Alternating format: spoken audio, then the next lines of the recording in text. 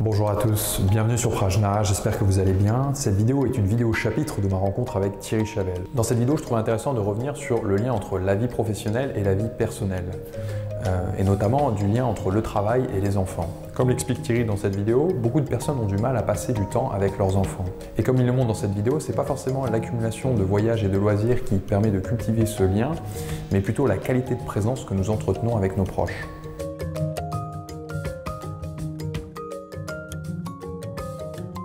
Oui, c'est fréquent.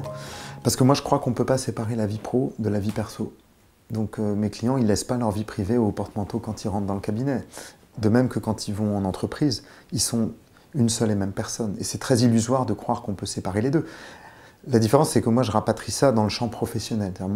Mon rôle, c'est d'accueillir leurs paroles, mais de leur permettre d'y voir clair pour poser des choix dans leur vie professionnelle. Donc il y a bien, je sais pas, 50% de mes clients qui parlent de leur vie privée, qui parlent de la relation avec leurs enfants, des moments un peu délicats. Je me souviens d'un client, c'était un gendre idéal. Il était premier de la classe, tout lui réussissait. Il me parlait de ses chasses en Sologne.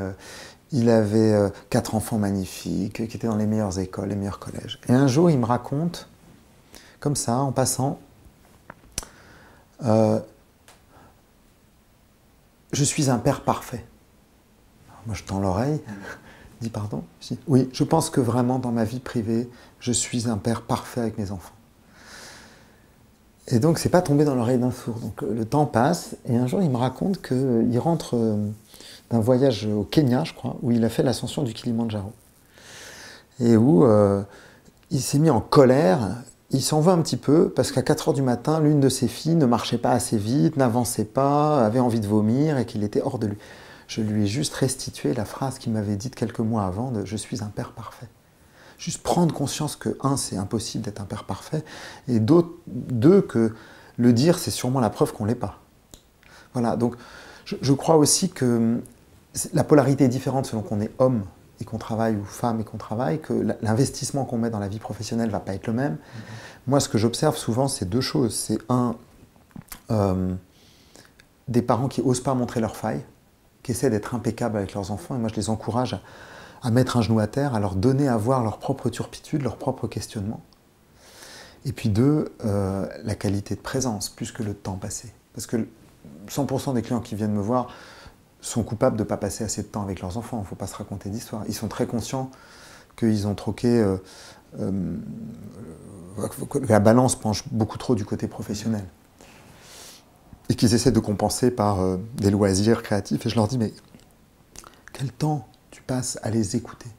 Quel temps tu passes avec eux?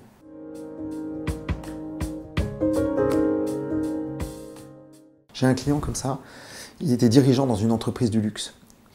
Et il avait vécu comme un camouflet, qu'on lui confie pas le poste de direction générale qu'il convoitait. Il se retrouvait sur un strapontin. Donc il rongeait un peu son frein, il était malheureux. Je l'accompagnais sur cette direction, mais ce n'était pas son premier choix.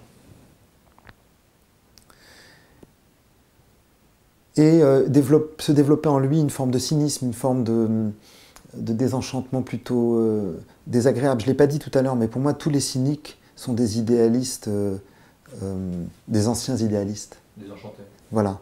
Et donc si on retrouve la partie 2 qui n'a pas trahi cet idéalisme, ils sont sauvés. Et ce garçon, je l'écoutais, je l'accompagnais, il y avait un côté masterclass d'HEC. On travaillait sur des enjeux stratégiques, mais je voyais bien qu'il y a une partie de lui qui ne rentrait pas vraiment dans sa vie.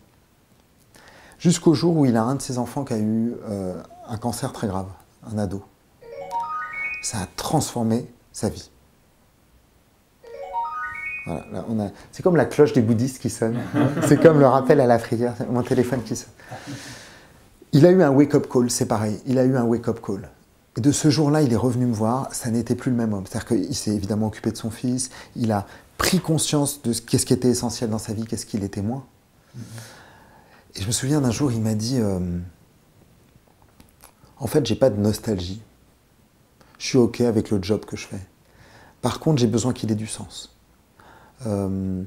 J'ai besoin d'aller voir les exploitants, les agriculteurs, les fabricants de la matière première de ce qu'on fabrique dans le luxe pour qu'on ait vraiment une économie durable. Donc, le pépin dans sa vie privée lui a fait prendre conscience du sens dans sa vie publique, du sens sociétal qu'il voulait prendre. C'est plus la même personne. Voilà, j'espère que cette vidéo vous a éclairé. Je vous rappelle que vous pouvez écouter toutes ces rencontres sur la chaîne Spotify de Prajna. Vous pouvez aussi vous abonner à la chaîne pour voir toutes les rencontres qui seront publiées. Je vous souhaite donc de passer une très bonne semaine et je vous dis à très bientôt.